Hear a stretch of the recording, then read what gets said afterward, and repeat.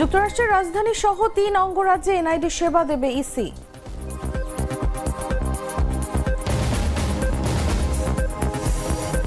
দীর্ঘস্থায়ী গণতন্ত্রের পথে যেতে তত্ত্বাবধায়ক সরকারে ফিরতে চাই জানিয়েছেন অ্যাটর্নি জেনারেল।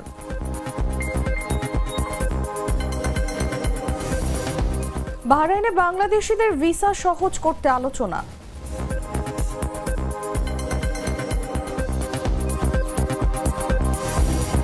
বন্যার আশঙ্কায় নিজেদের বাঁধ উড়িয়ে দিল পাকিস্তান।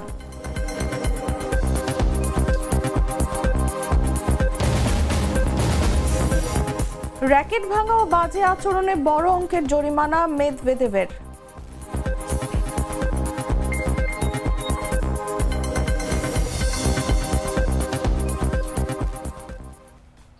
এতক্ষণ শুনছিলেন সংবাদ শিরোনাম। দর্শক আমন্ত্রণ বেলা 11টার সংবাদে, সাথে আছি আমি তাসলিমা তিথি।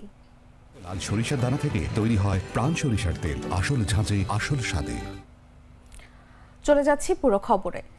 যুক্তরাষ্ট্র প্রবাসীদের জন্য স্বস্তির খবর নিয়ে আসছে নির্বাচন কমিশন। দেশটির রাজধানী ওয়াশিংটন ডিসি সহ 3টি অঙ্গরাজ্যে জাতীয় পরিচয় নিবন্ধন কার্যক্রম পরিচালনার সিদ্ধান্ত নেওয়া হয়েছে।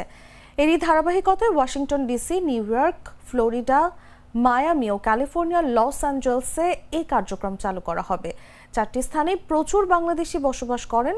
ইসি জানায় আগামী মাসেই এই কার্যক্রম শুরু করার সম্ভাবনা রয়েছে। জানা গেছে এজন্য শীঘ্রই কারিগরি ও প্রশাসনিক টিম দেশটিতে পাঠানো হবে। 4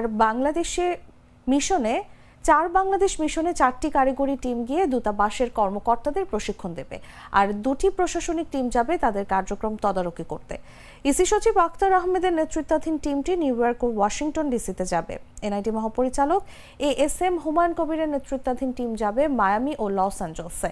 আগামী 21 থেকে 27 সেপ্টেম্বর তারা সেখানে অবস্থান করবেন।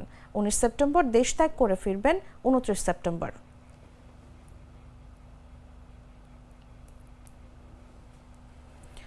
অ্যাটর্নি জেনারেল মোহাম্মদ আসাদুজ্জামান বলেছেন, আমরা বাংলাদেশের মানুষকে দীর্ঘস্থায়ী গণতন্ত্রের পথে নেওয়ার জন্য তত্ত্বাবধায়ক সরকার ব্যবস্থায় ফিরে যেতে চাই।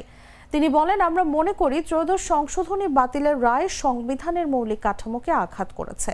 এই রায় ক্যান্সারের মতো, এটি বাতিল হওয়া দরকার।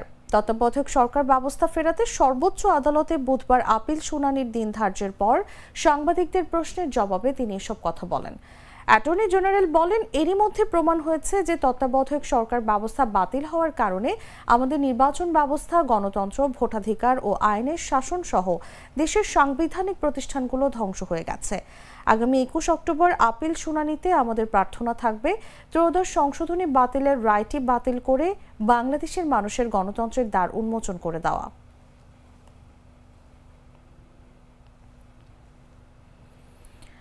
ফার্মগেটের আনন্দ সিনেমা হলের সামনে বিকেল হলেই জমে ওঠে হালিমের মেলা। মাত্র 30 টাকার 1 প্লেট হালিমের স্বাদে মুগ্ধ হাজারো মানুষ। সাবেক রেস্টুরেন্ট বাবুর্চি এখন ফুটপাতে রান্না করেন বিশেষ রেসিপির হালিম। ব্যবসার পাশাপাশি গরিব ও পথশিশুদের জন্য আছে তার মানবিক উদ্যোগ। স্বাদ, মান আর মানবিকতায় সাধারণ এক বিক্রেতা হয়ে উঠেছেন সবার প্রিয়। ফারিজুল ইসলামের পাঠানো তথ্যচিত্র নিয়ে বিস্তারিত জাগো ডেস্ক রিপোর্টে। আমার এখানে সারাদিনে 30 থেকে 35 কেজি মাংস যায়, হাইকায় যায়। তাহলে ওইটা আমরা রাত্রের বেলা এখানে অসহায় গরিবরা আছে তাদেরকেও দেওয়া হয়। রাজধানীর ফার্মগেট আনন্দ সিনেমা হলের সামনে প্রতিদিন বিকেল নামলেই দেখা যায় এক ব্যস্ত চিত্র।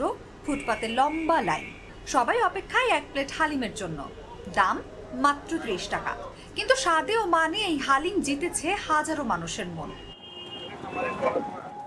যিনি এই হালিম রান্না করেন তিনি একসময় একটি নামকরা রেস্টুরেন্টের বাবুর্চি ছিলেন, তবে নিজের স্বাধীনতা আর স্বপ্ন পূরণের ইচ্ছে থেকেই চাকরি ছেড়ে নামেন ভিন্ন পথে। আমি রেস্টুরেন্টে চাকরি করতাম বাবুর্চি স্টানে, ওইখান থেকে আর কি আমার একটা উদ্যোগ, আমি ব্যবসা করব। এক সময় আমি ব্যবসা দিতে সফল হই, আলহামদুলিল্লাহ আমি স্বাবলম্বী। এখন 13 বছর আলহামদুলিল্লাহ ভালোই আমার কাস্টমার ধরতে পারছি। এখন প্রতিদিন প্রায় 35 কেজি গরুর মাথার মাংস দিয়ে বিশেষ রেসিপিতে হালিম রান্না করেন তিনি। ফুটপাতের এই ছোট্ট দোকানই আজ তার জীবিকার পাশাপাশি মানুষের ভালোবাসার এক ঠিকানা।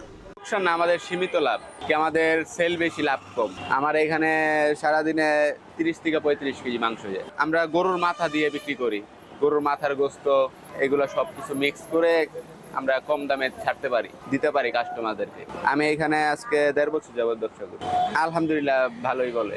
ক্রেতারা হাসি মুখে বলেন, আজকের দিনে 30 টাকায় এমন স্বাদ আর মানের খাবার পাওয়া সত্যিই কঠিন। খেতে ভালোই, 30 টাকা বাজেটে মানে চলে। আমাদের মতো যাদের মানে স্টুডেন্ট তাদের জন্য খুবই ভালো আর ভালোই, অনেক মানে মজা অনেক আর কি। আমাদের স্টুডেন্টের জন্য আর কি ভালো অনেক, বলতে গেলে 30 টাকা হিসাবে বলতে গেলে সবখানে আর কি এইভাবে পাওয়া যায় না আর কি। তবে বিক্রেতাদের কাছে ব্যবসার পাশাপাশি আছে মানবিকতার গল্প। দিনের শেষে যদি কিছু হালিম অবশিষ্ট থাকে, তিনি তা গরিব ও পথ শিশুদের মধ্যে বিনামূল্যে বিলিয়ে দেন। আল্লাহর রহমতে থাকে না, আর যদি তাও বৃষ্টি বাদলের দিন থাইকা যায়, তাহলে ওইটা আমরা রাত্রের বেলা এখানে অসহায় গরিবরা আছে তাদেরকেও দেওয়া হয় মাঝে মধ্যে। এই মানবিকতা ও আন্তরিকতাই তাকে সাধারণ বিক্রেতার চেয়ে আলাদা করেছে। তাই প্রতিদিনই তার দোকানের সামনে জমে ওঠে আড্ডা, হাসি আর সন্তুষ্টির ভিড়। ফুটপাতের এই ছোট্ট দোকান হয়তো কোনো বিলাসবহুল রেস্টুরেন্ট নয়, কিন্তু এর ভেতরে লুকিয়ে আছে বড় স্বপ্ন। মানুষকে কম দামে ভালো খাবার খাওয়ানোর পাশাপাশি সমাজের অসহায়দের পাশে দাঁড়ানো। বাহরাইন ও বাংলাদেশের দ্বিপাক্ষিক সম্পর্ক আরও দৃঢ় করার পাশাপাশি বাণিজ্য ও বিনিয়োগ সম্প্রসারণ, প্রবাসী বাংলাদেশিদের জন্য ভিসা সহজীকরণ সহ বেশ কয়েকটি গুরুত্বপূর্ণ বিষয়ে আলোচনা হয়েছে। বুধবার বাহরাইনে নিযুক্ত বাংলাদেশের রাষ্ট্রদূত মোহাম্মদ রইস হাসান সরওয়ার এবং বাহরাইনের পররাষ্ট্র মন্ত্রণালয়ের আন্ডার সেক্রেটারি শাইখ খালেদ ইউসুফ আল জালামার মধ্যে গুরুত্বপূর্ণ বৈঠকে এসব বিষয়ে আলোচনা হয়। দুদেশের সহযোগিতা বৃদ্ধির অংশ হিসেবে বৈঠকে 2025 সালের মানামা সংলাপে বাংলাদেশের অংশগ্রহণ এবং পররাষ্ট্র দপ্তর পর্যায়ে পরামর্শ বৈঠক উপলক্ষে বাহরাইনের প্রতিনিধি দলের বাংলাদেশ সফরের সম্ভাবনাও আলোচনায় উঠে আসে। রাষ্ট্রদূত বৈঠকে বাহরাইনে অবস্থানরত প্রবাসী বাংলাদেশিদের কল্যাণে দূতাবাসের বিভিন্ন উদ্যোগ, বিশেষ করে গণশুনানি ও ভ্রাম্যমাণ কনসুলার ক্যাম্পের কার্যক্রম তুলে ধরেন এবং ভবিষ্যতে আরও সক্রিয় ভূমিকার আশ্বাস দেন। এ সময় বাহরাইনের পররাষ্ট্র মন্ত্রণালয়ের আরও কয়েকজন কর্মকর্তা উপস্থিত ছিলেন। প্রাণ কফি ক্যান্টিন, কররা কফি, কঠিন স্বাদে, হাইকে বলো বাই। হিমাগারের গেটে প্রতি কেজি আলুর সর্বনিম্ন মূল্য 22 টাকা নির্ধারণ করে দিয়েছে সরকার। পাশাপাশি সরকার 50,000 টন আলু কেনার ঘোষণা দিয়েছে। বুধবার এক সংবাদ বিজ্ঞপ্তিতে এই তথ্য জানিয়েছে কৃষি মন্ত্রণালয়। এতে বলা হয়, উৎপাদন মৌসুমে উৎপাদিত আলুর ন্যায্য মূল্য নিশ্চিত করে কৃষকের স্বার্থ রক্ষার্থে সুপারিশ প্রদানের লক্ষ্যে কৃষি মন্ত্রণালয়ের সচিবকে সভাপতি এবং বাণিজ্য মন্ত্রণালয়, খাদ্য মন্ত্রণালয় ও অর্থ বিভাগের সচিবকে সদস্য করে 4 সদস্য বিশিষ্ট একটি পর্যালোচনা কমিটি গঠন করা হয়। ওই কমিটির সুপারিশ পর্যালোচনা করে সরকার কয়েকটি সিদ্ধান্ত নিয়েছে। সেগুলো হলো, হিমাগার গেটে আলুর কেজি প্রতি সর্বনিম্ন মূল্য 22 টাকা নির্ধারণ করা হয়েছে। সরকারি উদ্যোগে 50,000 টন আলু ক্রয় ও হিমাগারে সংরক্ষণ করে চলতি বছরের অক্টোবর থেকে নভেম্বর মাসে বিক্রি করা হবে এবং আগামী মৌসুমে আলু চাষিদের প্রণোদনা দেওয়া হবে।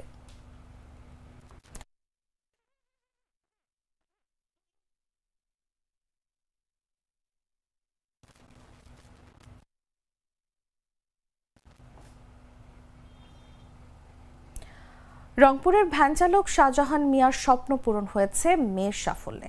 অভাবের সংসারে লড়াই করে পড়াশোনা করা তার মেয়ের সাথী এখন কারারক্ষীর চাকরি পেয়েছেন যোগ্যতার ভিত্তিতে। স্বচ্ছ নিয়োগ প্রক্রিয়ায় ঘুষ ছাড়াই নির্বাচিত হয়েছেন আরও শত শত চাকরি প্রার্থী। কারা অধিদপ্তর বলছে, এবারের নিয়োগে 177 জন নারী ও 689 জন পুরুষকে প্রাথমিকভাবে নির্বাচিত করা হয়েছে, যাদেরকে শীঘ্রই নিয়োগপত্র তুলে দেওয়া হবে। বিস্তারিত জাগো ডেস্ক রিপোর্টে। আমি ভ্যান চালাইতাম বা এখনও চালাই। আমার খুব একটা আশা ছিল, 2টা ছেলে মেয়ের মধ্যে একটা ছেলে মেয়ে সরকারি চাকরিদার হবে। আমার মেয়ে আজকে সে আমার আশাটা পূরণ করেছে। ভ্যান চালক শাহজাহান মিয়া থাকেন রংপুরের পীরগাছায়। দৈনিক ভ্যান চালিয়ে যেটুকু আয় করেন সেটি দিয়ে সংসার চালাতে হিমশিম খেতে হয় তাকে। তবে অভাবের সংসারে শত কষ্ট করে চালিয়ে নিয়েছেন মেয়ের পড়াশোনা। সেই মেয়ে একদিন সোনার হরিণ সরকারি চাকুরি পেয়ে যাবে কখনো ভাবেননি তিনি। অবিশ্বাস্য হলেও শাহজাহান মিয়ার সঙ্গে এমনটাই ঘটেছে। নিজ যোগ্যতায় কারারক্ষীর চাকরি পেয়েছে তার মেয়ে সাথী। এই খুশির সংবাদ শুনে মেয়েকে জড়িয়ে ধরে চোখের পানি আটকে রাখতে পারেননি তিনি। করেছেন মেয়ের উজ্জ্বল ভবিষ্যতের প্রার্থনাও। আমি ভ্যান চালাইতাম বা এখনও চালাই। আমার 2টা ছেলে মেয়ে, একটা ছেলেকে আমি বর্তমানে মাস্টার্স কমপ্লিট করেছি, আর মেয়েটাকে মোটামুটিভাবে ম্যাট্রিকে পাস করেছি, সায়েন্স নিয়ে এসে পড়তো। আমার খুব একটা আশা ছিল যে আমার দুটো ছেলে মেয়ের মধ্যে একটা ছেলে মেয়ে সরকারি চাকরিদার হবে এবং সে চাকরি করবে, আমার এটা খুব আশা। আমার মেয়ে আজকে সে আমার আশাটা পূরণ করেছে। সে দীর্ঘজীবী হোক এবং সে আরও ভালো হোক, সে আরও উপরে উঠুক, দেশকে ভালোবাসুক, দেশের মানুষকে ভালোবাসা শিখুক। কোনো ঘুষ ছাড়াই নিজ যোগ্যতায় কারারক্ষীর চাকরি পেয়ে খুশি চাকুরি প্রত্যাশীরা। তারা বলছেন এই নিয়োগ প্রক্রিয়ায় মেধার মূল্যায়নে চাকরি দেয়া হচ্ছে। এর অনুভূতিটা আসলে কিভাবে প্রকাশ করব জানি না, কারণ এলাকা থেকে শুরু করে আশেপাশে ফ্রেন্ড সার্কেলও ফোন দিয়ে বলছে যে যাবি, সর্বোচ্চ লিখিত বন্ধু পারবি, এর বেশি কিছু কখনোই আগাইতে পারবি না, অন্তত সর্বোচ্চ হলেও তোকে 5 লাখ টাকা অন্তত দিতে হবে, কোথায় পাবি, কেন যাচ্ছিস সেখানে? আমার যোগ্যতা যদি থাকে আমি অবশ্যই পারবো এটা।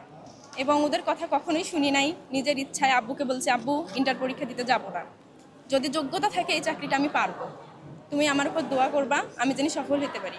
আলহামদুলিল্লাহ ভালো, কোনো টাকা পয়সা বা লেনদেন ছাড়াই আমরা যে এত সহজে চাকরি পাচ্ছি, এটা আমাদের জন্য অনেক খুশির ব্যাপার। টাকা আমাদের মধ্যবিত্ত ফ্যামিলি থেকে টাকা দেওয়া সম্ভব না, নিজের যোগ্যতাই হলে হবে, এটাই ছিল আশা। আর ইনশাল্লাহ নিজের যোগ্যতাই হয়েছে, কোনো লেনদেন ছাড়া। এদিকে নিয়োগ প্রক্রিয়া স্বচ্ছ রাখতে কাজ করছে কারা অধিদপ্তর। কারা অধিদপ্তর জানায় এবারে নিয়োগে 177 জন নারী ও 689 জন পুরুষকে প্রাথমিকভাবে নির্বাচন করা হয়েছে, যাদেরকে শিগগিরই নিয়োগপত্র তুলে দেওয়া হবে। ভাইবা পরীক্ষায় যারা উত্তীর্ণ হয়েছে পরীক্ষার শেষেই তাদের রেজাল্ট দিয়ে দেওয়া হয়েছে। 4 দিনে ভাইবা হয়েছে, 4 দিন পরে তাদের রেজাল্ট দিয়ে দেওয়া হয়েছে। রেজাল্ট দেওয়ার পরেই এই তো আজকে রেজাল্ট দিয়েছি আমরা 12 তারিখে, আজকে 12 তো না 19 তারিখে। আর আজকে তাদের হচ্ছে কি বলেন নাম ভেরিফিকেশন হচ্ছে, অর্থাৎ এখানে যাদেরকে দেখছেন এরা সবাই নির্বাচিত, এরা হলো 177 জন আছে, 177টা পদের জন্য তারা নির্বাচিত হয়েছে।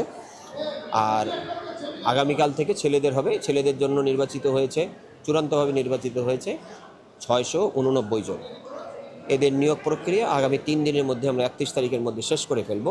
মানে নিয়োগ প্রক্রিয়া শেষ, এখন শুধু তাদের নিয়োগপত্র ইস্যু। আমরা এই 4 দিনের মধ্যে নিয়োগপত্রগুলো ইস্যু করে দেব, দিয়ে আমরা চেষ্টা করব আগামী মাসের প্রথম সপ্তাহের দিকে, প্রথম বা দ্বিতীয় সপ্তাহের দিকে তাদেরকে কাজে যোগদান করানোর জন্য। বিগত বছরগুলোতে কারারক্ষী পদে নিয়োগে ব্যাপক অনিয়ম, বিশৃঙ্খলা ও নিয়োগ বাণিজ্যের অভিযোগ থাকলেও এবার তা সম্পূর্ণ ব্যতিক্রম। কোনো আর্থিক লেনদেন, সুপারিশ ছাড়াই কারারক্ষী হিসেবে নিয়োগ পাচ্ছেন 866 জন চাকুরি প্রত্যাশী।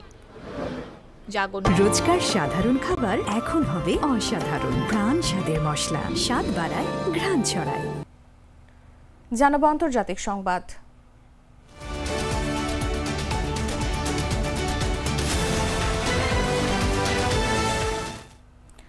পাকিস্তানের পূর্বাঞ্চলে ভয়াবহ বন্যা পরিস্থিতি তৈরি হয়েছে। বুধবার বন্যার পানিতে শিখদের অন্যতম পবিত্র স্থাপনা ডুবে যাওয়ার পর পাকিস্তান কর্তৃপক্ষ চেনাব নদীর কাদিরাবাদ বাঁধের তীররক্ষা অংশে নিয়ন্ত্রিত বিস্ফোরণ ঘটিয়ে উড়িয়ে দিয়েছে। ভারতে প্রবল বর্ষণের কারণে পাকিস্তানের পূর্বাঞ্চলের আন্তঃসীমান্ত 3 নদী চেনাব, রাভি ও সুতলেজ নদীতে অস্বাভাবিকভাবে বন্যার পানি বৃদ্ধি পেয়েছে। এর ফলে পাকিস্তানের 25.5 কোটি মানুষের প্রায় অর্ধেকের আবাসস্থল পাঞ্জাব প্রদেশ জুড়ে বন্যার সতর্কতা জারি করা হয়েছে। চেনাব, রাভি এবং শতদ্র নদীর কাছাকাছি থাকা লোকজন এবং গবাদি পশুদের সরিয়ে নিতে সেনা মোতায়েন করা হয়েছে। দুর্যোগ কর্তৃপক্ষ জানিয়েছে প্রায় 2,10,000 মানুষ অন্যত্র চলে গেছে। বুধবার চেনাব নদীর কাদিরাবাদ বাঁধের পানির স্তর বেড়ে যাওয়ার কারণেই কর্তৃপক্ষ সেখানে নিয়ন্ত্রিত বিস্ফোরণ ঘটায়।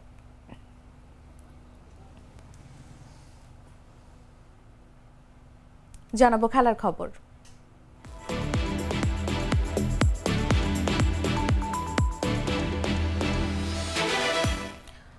নিউ ইয়র্কের ইউএস ওপেনে রাশিয়ান তারকা দানিয়েল মেদভেদেভকে বড় অঙ্কের জরিমানা গুনতে হলো প্রথম রাউন্ডে বিদায় নেওয়ার পর।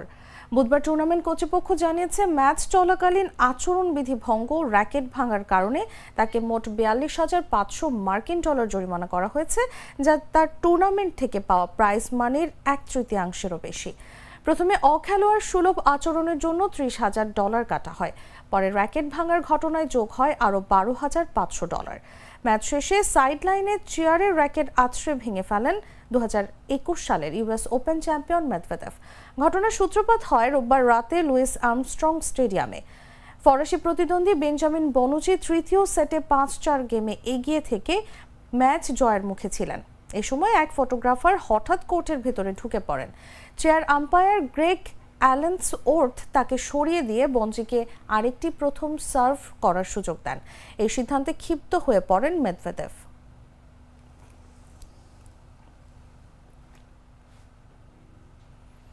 দর্শক, সংবাদ শেষ করার আগে শিরোনামগুলো জানিয়ে দিচ্ছি আরও একবার।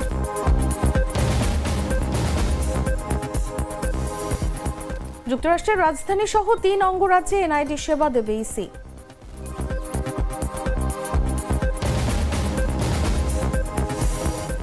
দীর্ঘস্থায়ী গণতন্ত্রের পথে যেতে তত্ত্বাবধায়ক সরকারে ফিরতে চাই বলেছেন অ্যাটর্নি জেনারেল।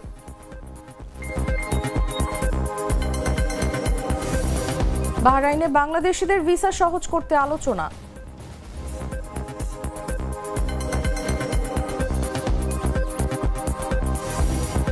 বন্যার আশঙ্কায় নিজেদের বাঁধ উড়িয়ে দিল পাকিস্তান।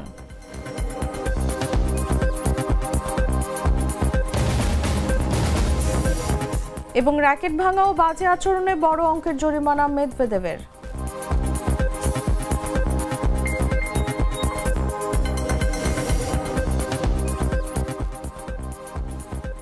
দর্শক, এই ছিল এখনকার মতো। এরপর দেখবেন দুপুর 1টা নিউজ।